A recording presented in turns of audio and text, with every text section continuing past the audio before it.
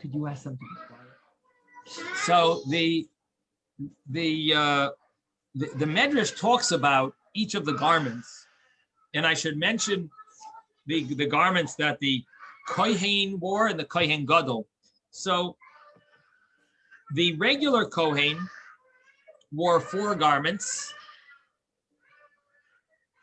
and the Kohen Gadol wore 8 garments. And the garments were a hat, which was for the Kohen Gadol was called a mitznefes. It was round on top.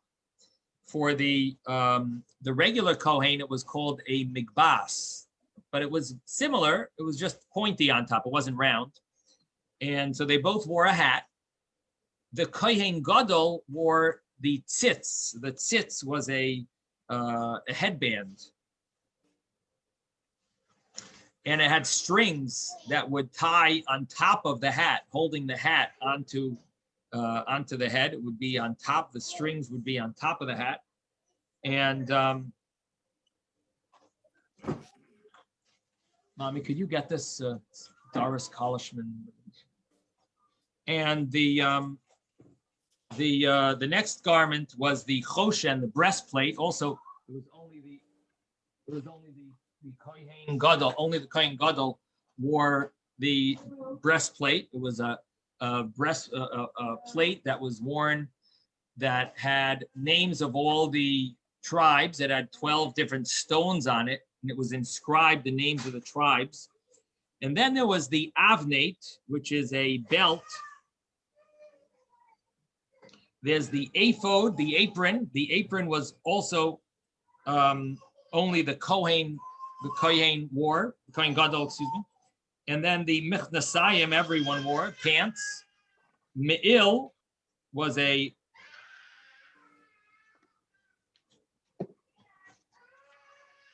me'il was like a coat, and the ksones was a shirt.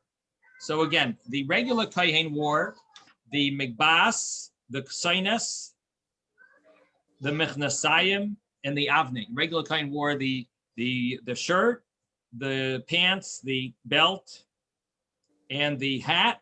And the Kohen Gadol wore an extra 4 garments, which was the sort of like a coat, a apron, and breastplate and tzitz. So that is now what was the Medrash says what they atoned for. That's what I wanted to say. What did they atone for? Each of these garments was like an atonement for sins of the Jewish people. The kasoines, which was the shirt, that atoned for murder that was not punished by the court. There was a murder that was not punished by the court among the Jewish people. All the Jewish people were held to a certain extent liable. We were responsible for each other. And this garment atoned for that. The pants atoned for immorality. The hat atoned for arrogance. And the belt atoned for improper thoughts. And the breastplate atoned for the sin of perverted judgment. And the ephod, which was the apron, it atoned for the sin of idol worship.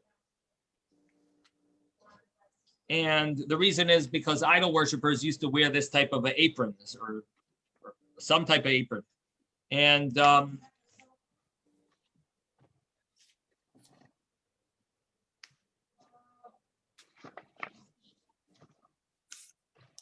it could be that the idols themselves were clothed with this type of apron as well.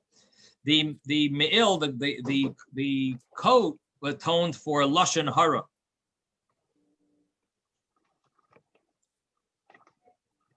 For gossip that was spoken in public was atoned for by the me'il, the coat, and the tzitz was worn on the forehead. That atoned for chutzpah, brazenness.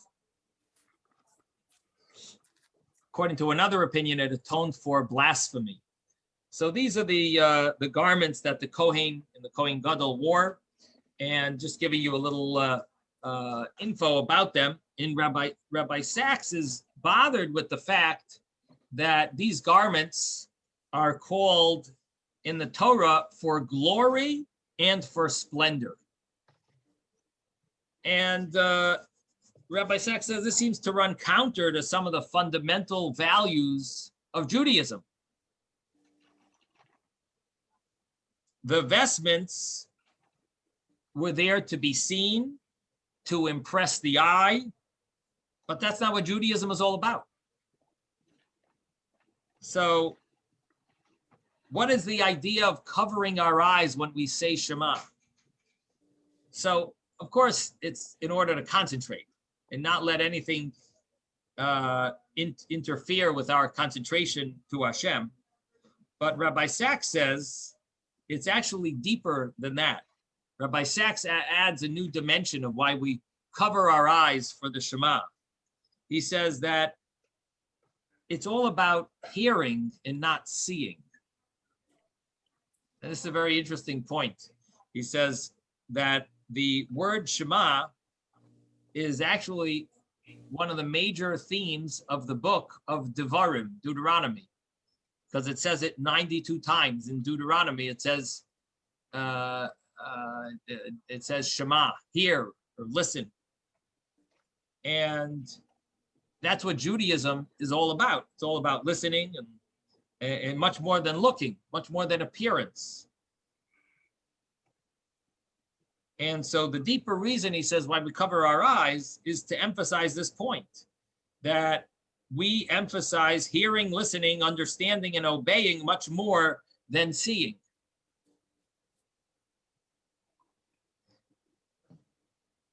So when we say the Shema, we shut out the world from our focus, and we now focus on sound and communication, hearing, understanding. This is a beautiful insight, and that's what Judaism is all about. Is the real things, not the external, not the just the way things look, the packaging. So he says that the reason why it is this way that we have garments is connected to the fact that we're battling idolatry.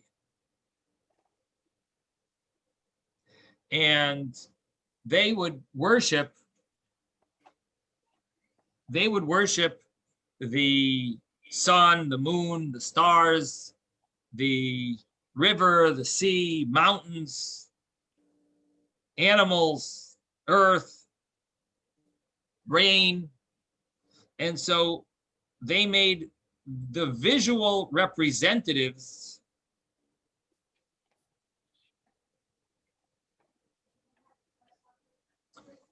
of these things. And Judaism wants to take us away from this whole mindset. As we know in Psalms, it says, when I consider your heavens, the work of your fingers, the moon and the stars which you have set in place, what is man that you are mindful of him, the son of man that you care for him? The vastness of space is for the psalmist no more than the work of your fingers. Nature is God's work, but it's not itself God. God cannot be seen. So God is in nature. God is not in nature. He's beyond it. He created it and he transcends it. So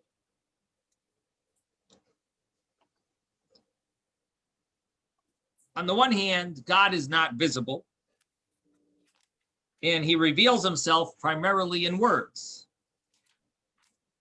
What happened at Sinai? Sinai was the revelation.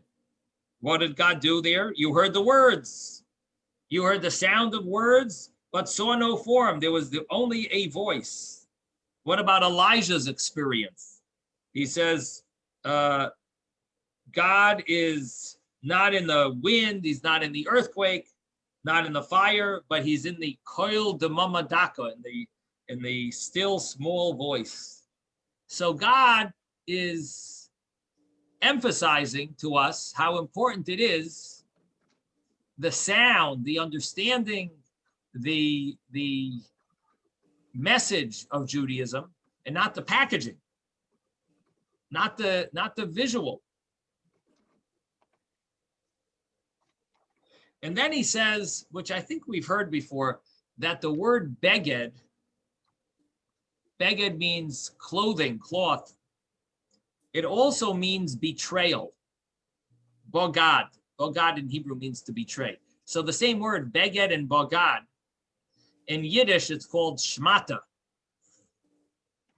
The beged, the clothing, is always in the Torah connected to some type of betrayal. And it's very interesting, and that the word somehow is connected to that.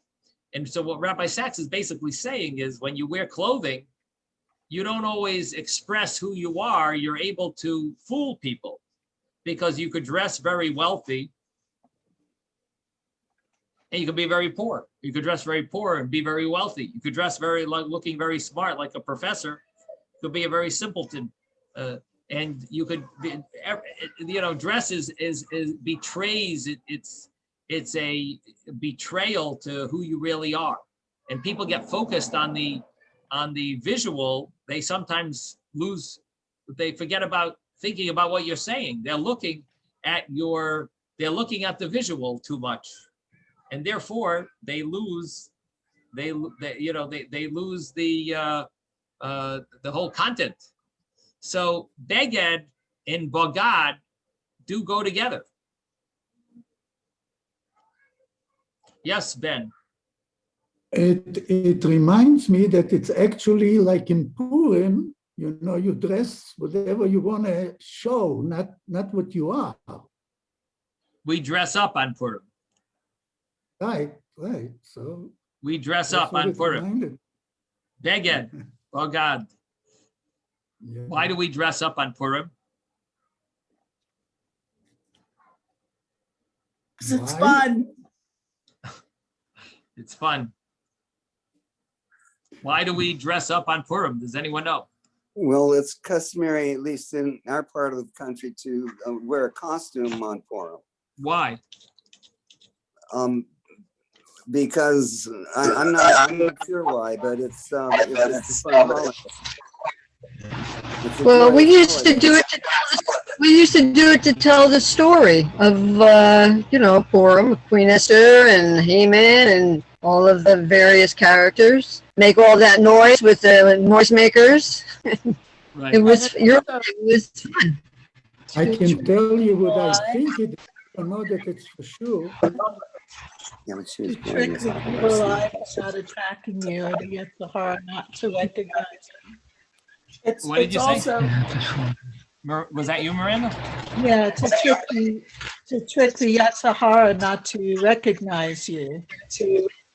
Uh-huh. It's also because in the Purim story, so much is hidden. Esther has to hide that she's Jewish. You know what? I'm going to mute everyone. Hashem never appears. Hashem is hidden in the story. Let me mute everyone. 1 second. Okay, 1 second. Let me try again. Okay. So someone's, Ben, did you want to say something? Gloria, did you want to finish? Ben, I just realized. Let Gloria Miranda finish, yeah. What? Let me let her just finish. Yeah, Gloria, did you just want to finish? Yeah. Go ahead and finish. Oh, okay.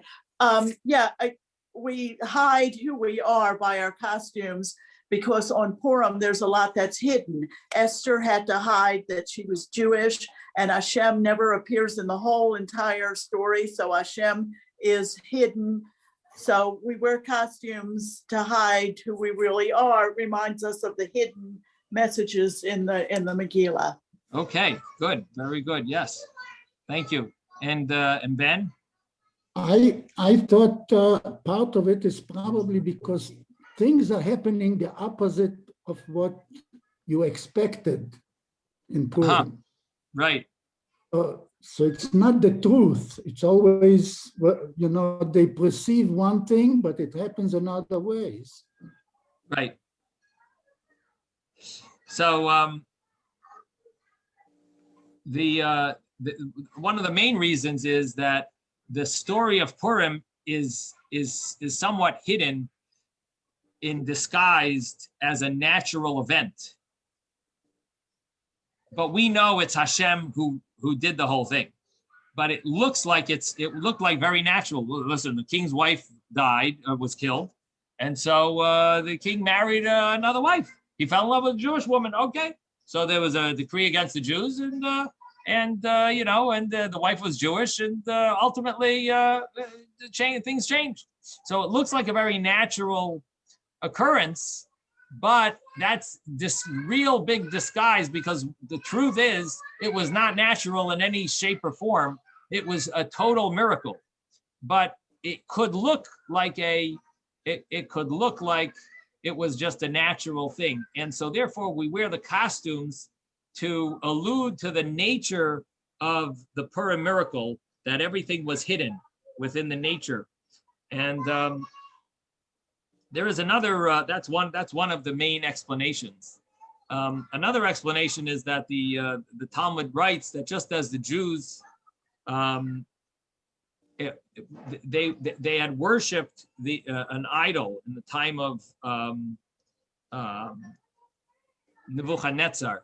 So Hashem pretended that, so they did it in disguise. It wasn't that they on purpose worshipped the idol, but they worshipped the idol thinking of, that this is wrong. We're just doing it because we're forced to.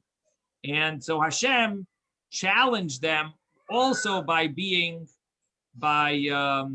scaring them that he's going to destroy the Jewish people. And in the end, he did not.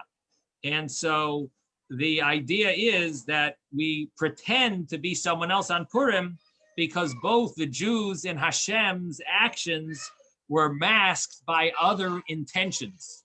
We both had other intentions. We didn't really mean to serve the idol, and Hashem didn't mean to destroy us. So because of that, we also dress up as a commemoration of these two ideas. That's an interesting insight. It's not commonly known. I'm just sharing it with you. And then there's another explanation of Mordechai was dressed up in the king's royal garments in the story of Purim. So we're commemorating that Mordechai was dressed up at one point during the story. And the final answer that I'm going to share is that it minimizes the embarrassment of the poor people who go around collecting money. So if they wear a costume, they're not embarrassed. So they can wear something and not be, wear a costume and not be embarrassed. So those are a few of the more popular reasons. Yes, Robert. I can't hear you. You're muted. So sorry.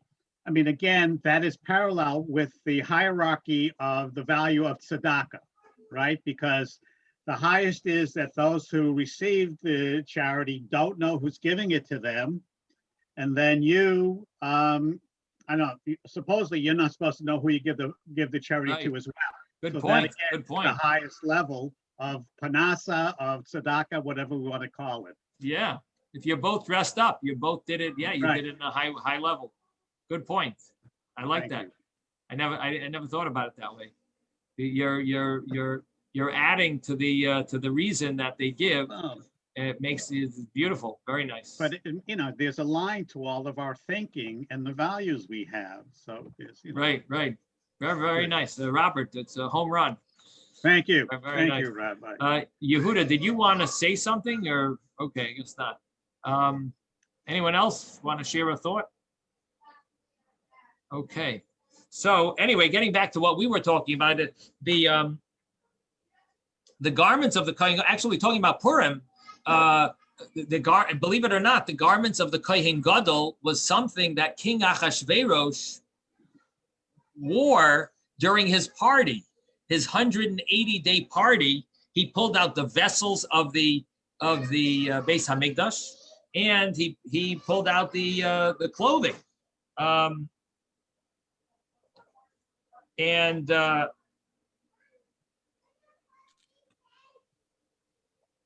each day of his party, he revealed different, different things and different treasures. So he had the clothing of the Kohen Gadol.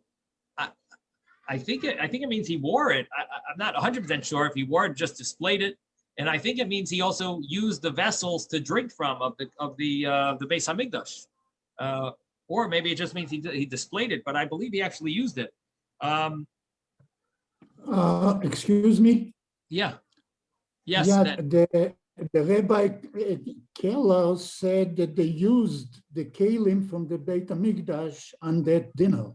At that dinner, right. Yeah. So I'm adding that also the garments. The Right. garments were either they just displayed or possibly Achashverosh wore them.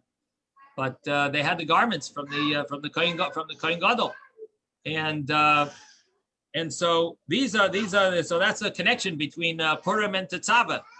It falls this week. Right. Falls in the same Shabbos.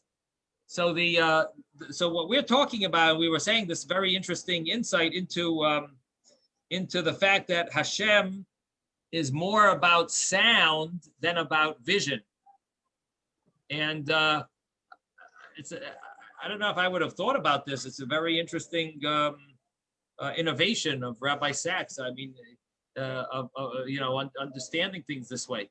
It's a new dimension of looking at it, that Hashem is more into the sound and us listening and understanding rather than into vision. And that's why we can't see Hashem, but we heard his voice. Now, he says the Mishkan and the Beis Hamikdash were exceptions to this. And one of the main exceptions is the clothing that was worn by the Kohen and the Kohen Gadol in the Mishkan and in the Beis Hamikdash.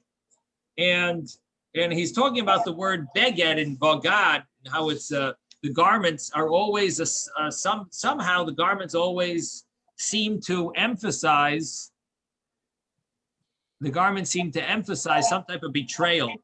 What cases do we have in the Torah about garments? What stories do we know about garments in the Torah? Yes, Gloria. The coat of many colors. The coat of many colors. What happened to that?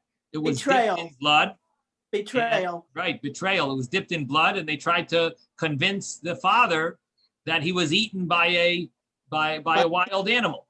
What else? What other case of garments do we have? Oh, Adam and Eve tried to Adam, themselves. right.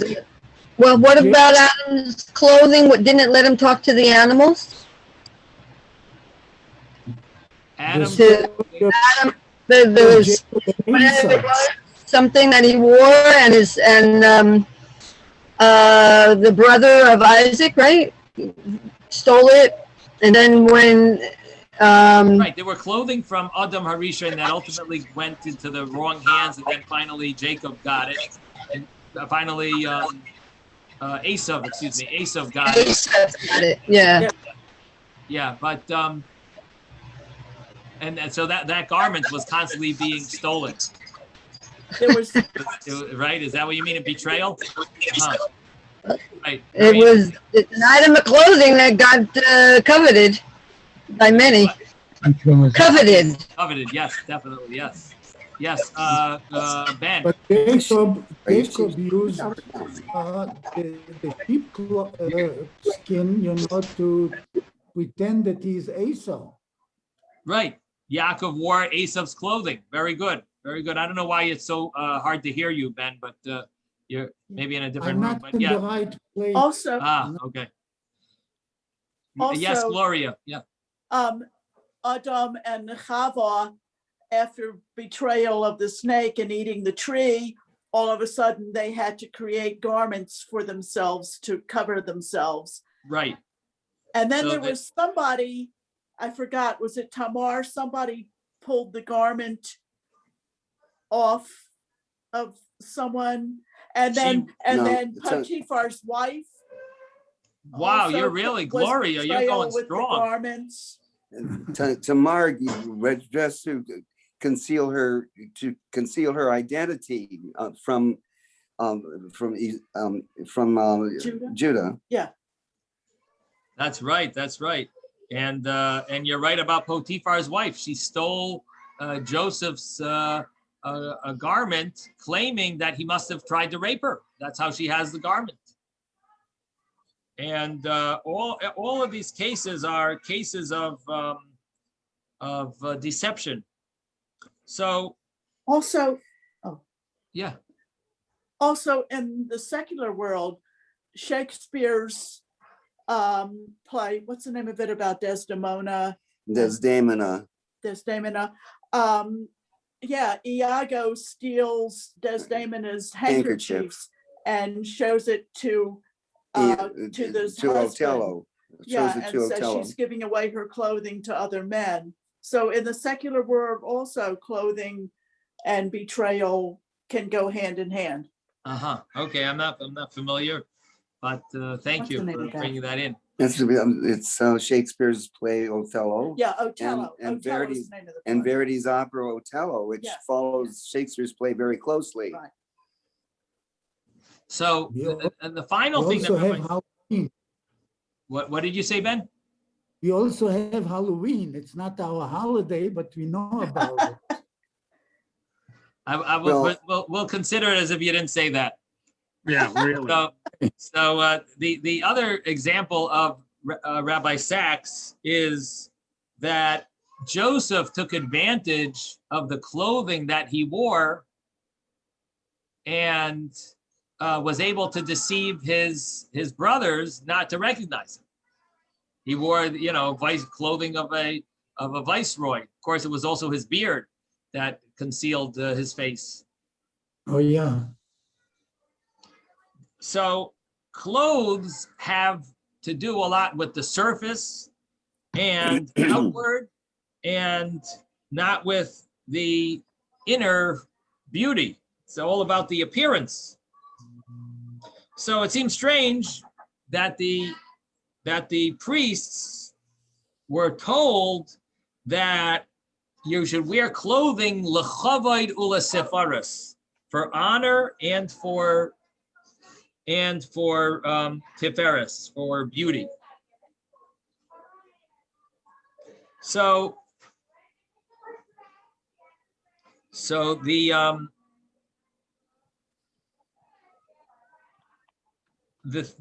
another thing Rabbi Sacks mentions is that in general, he says Judaism focuses on the person, not on the office. And here it seems like it's a uniform for priests, uniform for this office, this position. And generally, Judaism looks at people as individuals. So that's another point that he mentions. And then he says that what is coveted? Glory. It says wear them for glory. So normally we only spoke of Hashem in terms of glory. Now we're talking about human beings are to share some of the same glory of Hashem, which is an interesting thought, that normally it was Hashem, Coveted we normally refer to as Hashem, and now Hashem is, so to speak, giving over some of that glory to individuals, to people, to the Kohen Gadol. So he also says that the word tiferes, these are the two words that the garments, Rabbi Sacks brings the verse. The verse says that these garments are for glory and for beauty, kavod and tiferes. That's what the garments are for. So Rabbi Sacks is trying to touch upon these two words. We get the idea, it's about appearance, but what do these words mean? So Rabbi Sacks took the word kavod. He said normally that refers to Hashem. And here we're now connecting it to the garments, we're connecting it to the Kohanes and the Kohen Gadol. Now, he also says, what is Tiferes? Tiferes is a word that means splendor, magnificence, and it also means beauty. And Rabbi Sacks says here you have this new dimension, the aesthetic, which is, we have encountered moral beauty when Rivka was kind to give the camels to drink. And we have encountered physical beauty. It says in the Talmud that Sarah was one of the most beautiful women. Rivka, Rachel, the Chumash itself says how beautiful Rachel was. Yifas Tayar, Yifas Mara. And she was gorgeous. And now we have the sanctuary, and its service brings us to the aesthetic beauty of craftsmanship and the visual. So now we're getting into a type of art. So we've had beauty and splendor before, whether in spiritual deeds or physical beauty, but now we have more like art, artistic, the garments of the Kohen Gadol. And this is a continuation of the idea of the temple. He says the theme of the temple where is it going to be? It's in this special mountain. Yes, Miranda. Didn't the Kohen Gadol also have something on his garment that made sounds so that people knew he was coming through the courtyard or something like that first? They had bells. Before, Bell. yeah. So Before there's sound. Interesting. So there's Bells. sound So and the sound visual. before seeing him somehow also. Yeah. So you're emphasizing that it's not only visual, it's sound also. Is that what you're saying? Very, very, very interesting point. Miranda's mentioning a very interesting point that on the me'il, I mentioned about the garments. I didn't mention exactly how they were shaped or formed, but the me'il was the what I call the coat. Literally, it means a coat.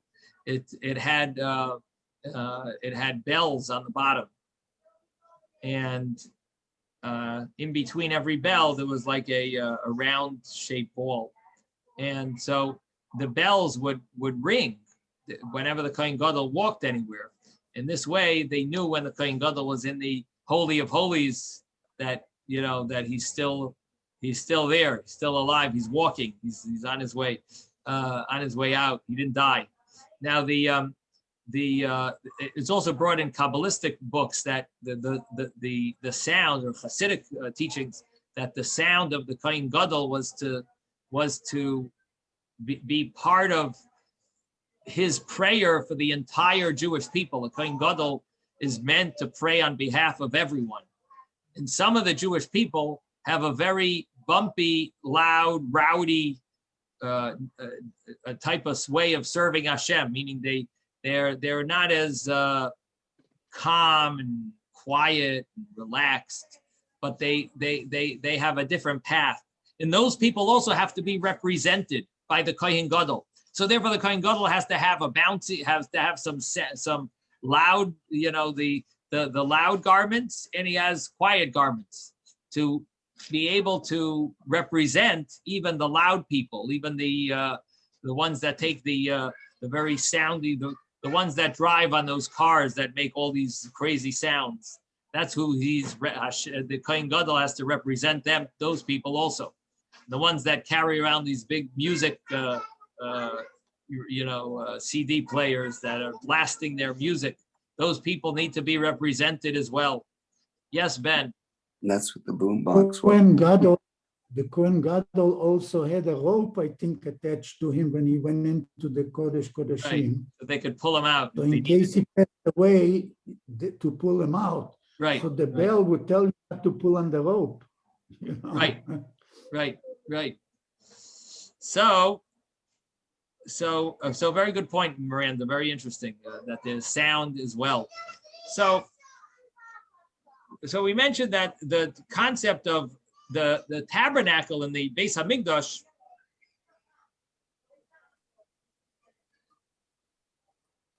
we find, where was the first mention of this place where the Beis Hamikdash was? The Temple Mount.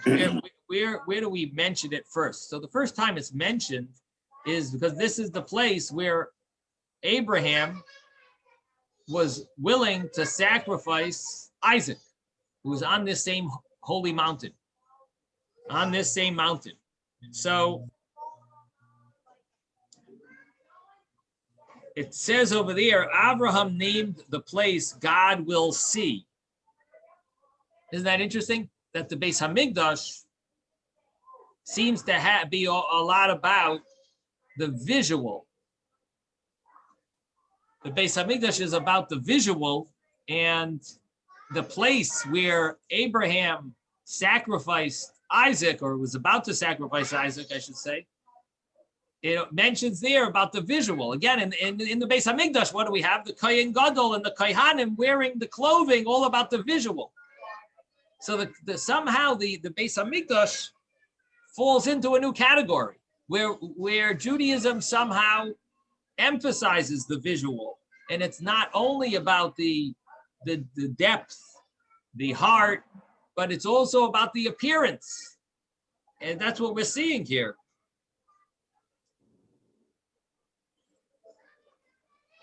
And to the extent that it says, on Hashem's mountain, he will be seen.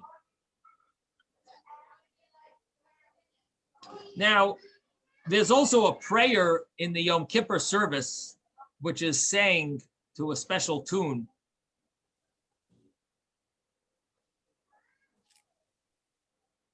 The tune goes like this. Did I ya ya ya ya ya ya ya ya ya ma ya ya ma ya ya ma ya ya ya ya did I ya ya ya ya ya ya ya da da da da ma ya ya Mare koye did I ya ya ya ya ya ya ya ma ya mare koye. So that's the tune. I don't know if any of you recognize it, but it's interesting that Purim is also connected to Yom Kippur. So it also is apropos to mention that now, because Yom Kippur, if you take the word Yom HaKippurim, it's Yom HaKippurim. The word Yom Kippur has the word Purim in it. Yom HaKippurim, the day that's like Purim. And somehow the holiness of Purim reaches the level of the holiness of Yom Kippur. Somehow there's a special holiness that's on the day of Purim. And that's why Yom Kippur, it says, is only like Purim. Purim is even higher than Yom Kippur in some way. And so what is this tune? What is this song about that we sing on Yom Kippur? So the song that we sing on Yom Kippur is like the image of a rainbow appearing in the midst of a cloud. That was the appearance of the Kohen. Like a rose in the heart of a lovely garden. That was the appearance of the Kohen. Like a lamp flickering between the window slats. That was the appearance of the Kohen. Like a room hung with sky blue and royal purple. Like a garden lily penetrating the thorn weeds. Like the appearance of all of the appearances was the appearance of the Kohen. And so how fortunate was the eye that beheld all this. What are we doing over here? Again, we're emphasizing the eye that saw this. Why was it that specifically in relation to the tabernacle and the temple that everything is about visual?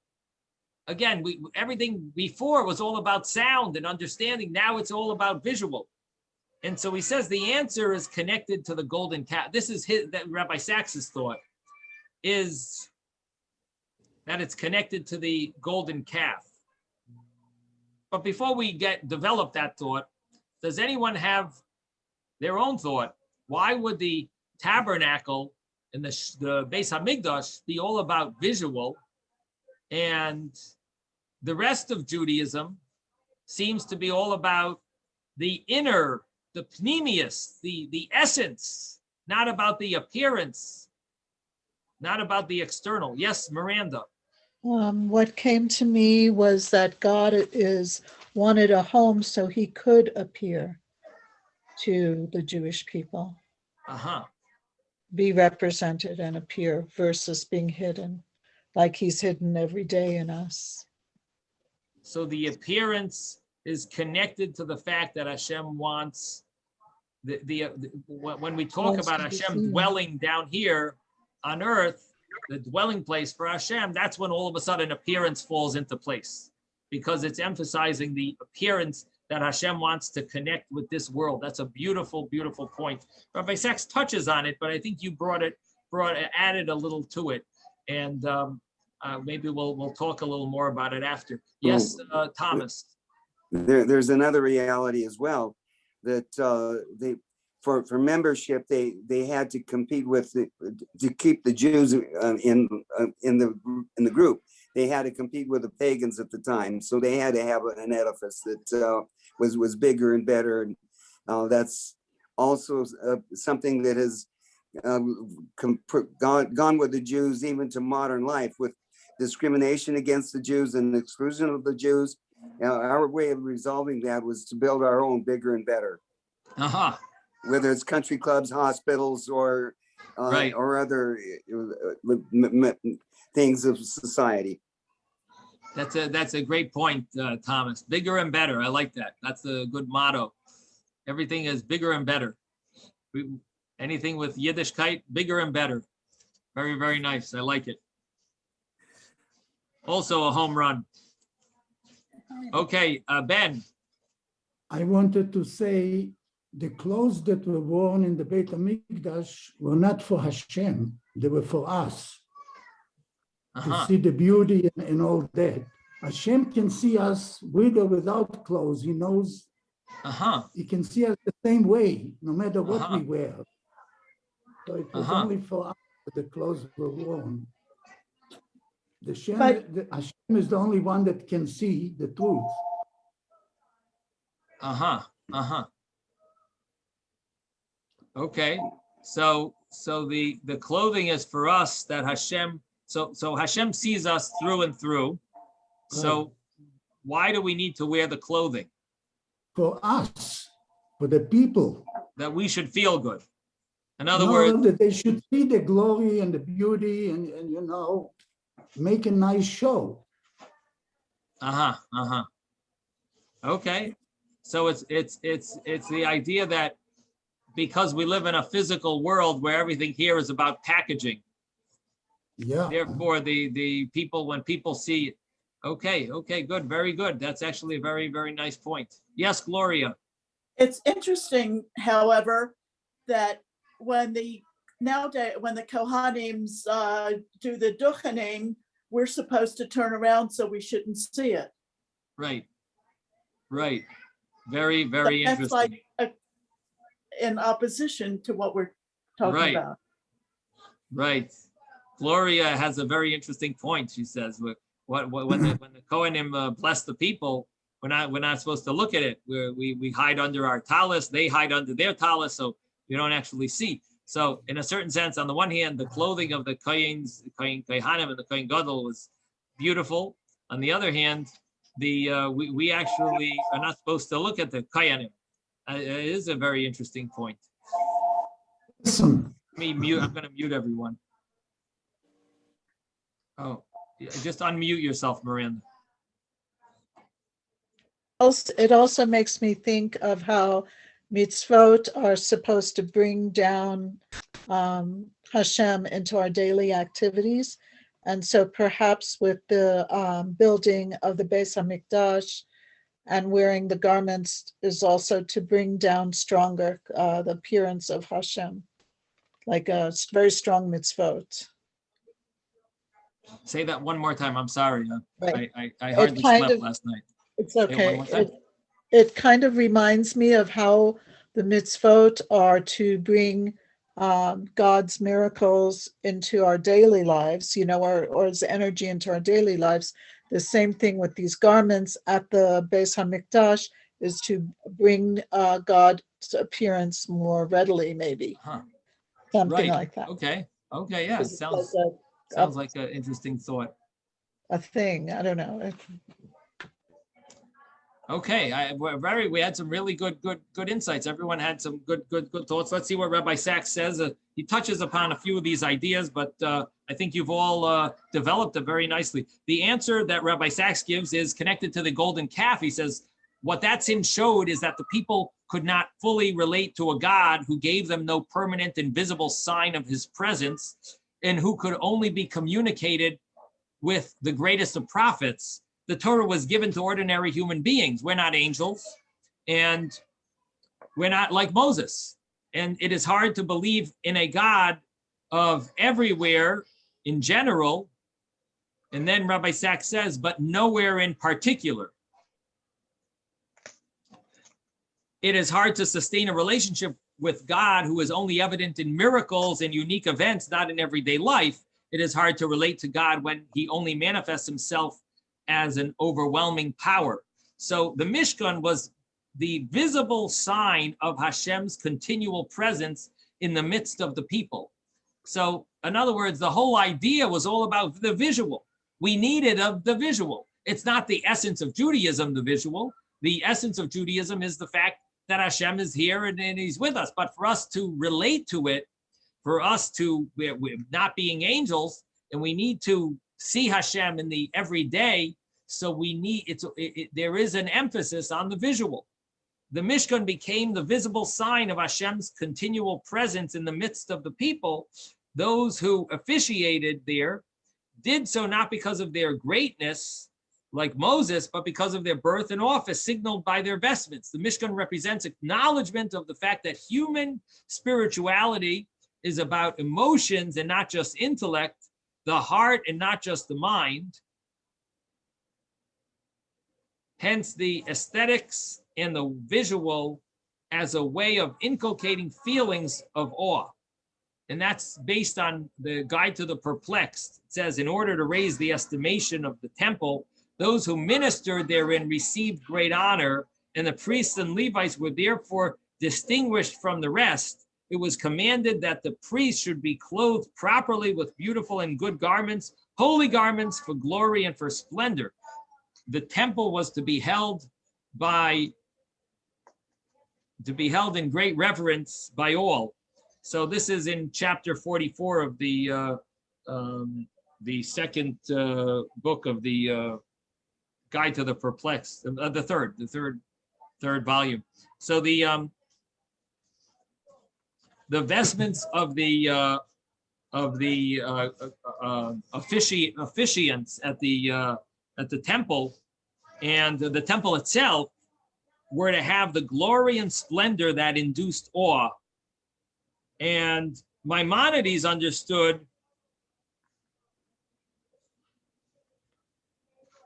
it was all about an atmosphere of reverence. And so Maimonides understood that the emotive power of the visual in his 8 chapters, the prelude to his commentary on tractate Ethics of Our Fathers, he says the soul needs to rest and to do what relaxes the senses, such as looking at beautiful decorations and objects, so that the weariness that removed, the weariness be removed from it.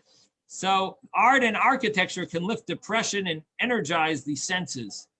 So what Rabbi Sacks is getting at is that we needed to have some type of art and some type of visual, and that was what was accomplished is in the Mishkan and in the tabernacle.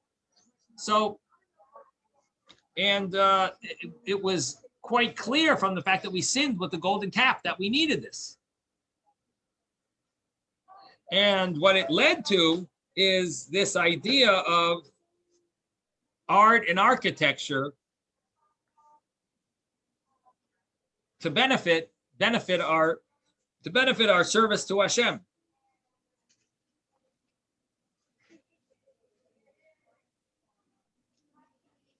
In order to feel that feeling of reverence.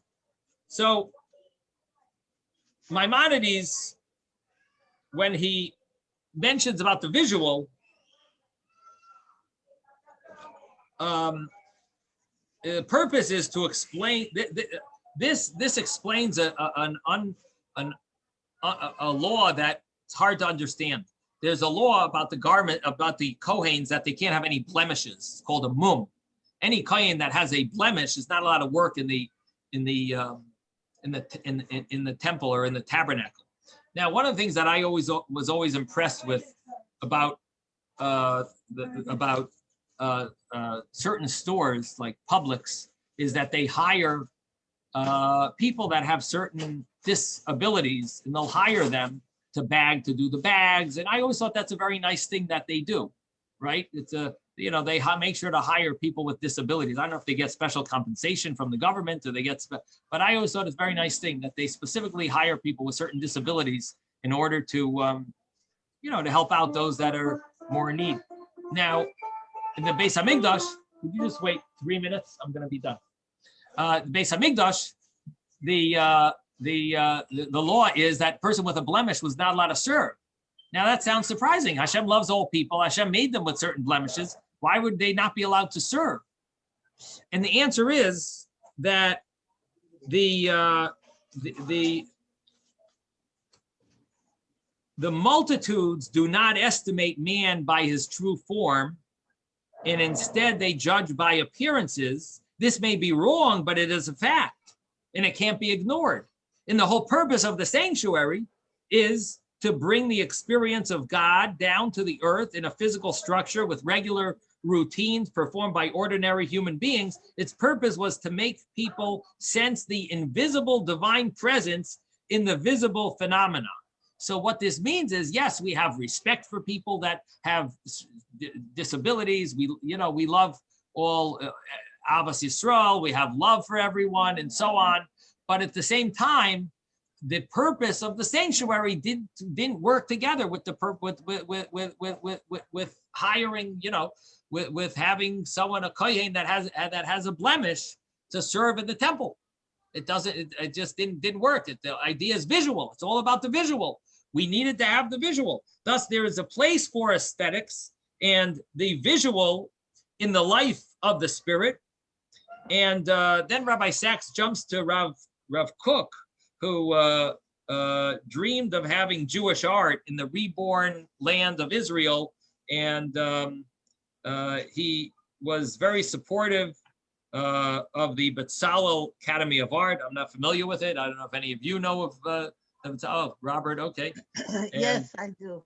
Oh, okay. Phyllis also, very nice. And Miranda, okay. Now, the other thing he mentions is that we do find Hidur mitzvah, bringing beauty to the fulfillment of a command, goes all the way back to the Mishkan. So in other words, Rabbi Sacks acknowledges there is a concept of Hidur mitzvah, which is about external beauty. It's not just the inner feelings. We do find such mitzvahs like buying a beautiful esrog, even though you could say, well, that's just external. The esrog, it looks beautiful. It's all about what I feel. Forget about the esrog. No, the esrog should look beautiful. And Hidur mitzvah. And it goes all the way back to the Mishkan. And the great difference between ancient Israel, ancient Greece, is that the Greeks believed in the holiness of beauty, and Judaism believed the beauty of holiness. So they held the holiness, they believed in the holiness of beauty. We believe in the beauty of holiness. Okay, that's an interesting line. I believe that beauty has power, Rabbi Sacks says, and in Judaism, it has always had a spiritual purpose to make us aware of the universe as a work of art, testifying to the supreme artist, Hashem himself. And that's concludes Rabbi Sacks's insight. I just want to tell you, tonight is Purim, and of course the mitzvah to hear the Megillah tonight and tomorrow. And the hearing the Megillah,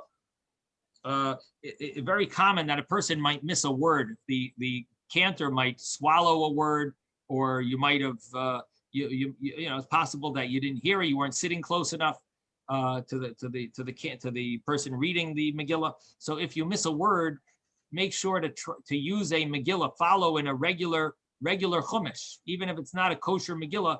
If you follow and you miss a word, just catch up to where the Bal Koreh is, and as long as you hear the Megillah in order, even if a few words you heard outside of a kosher Megillah, it's kosher. It's still a good reading.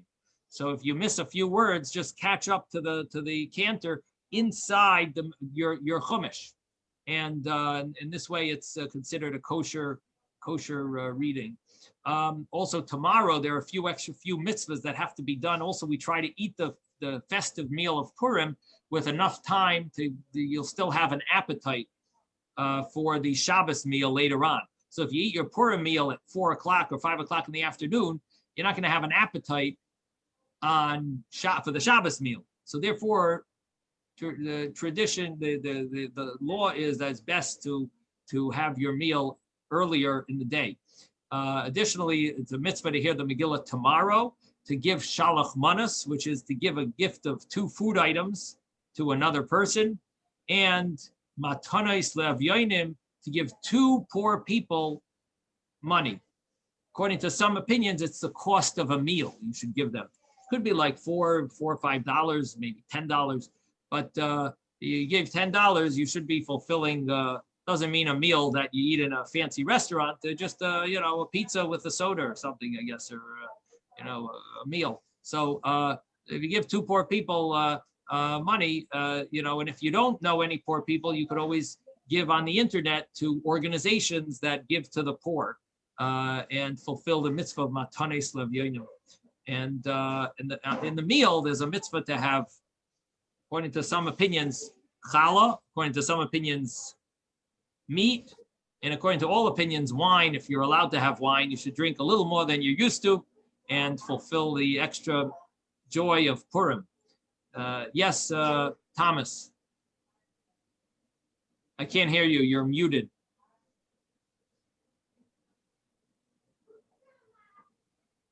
Oh, there we are. Purim also has special meaning for Gloria and me. We were married immediately after the Megillah reading. So tonight is number 58 for us. Kanai Nahara. You should have many more healthy and happy years together.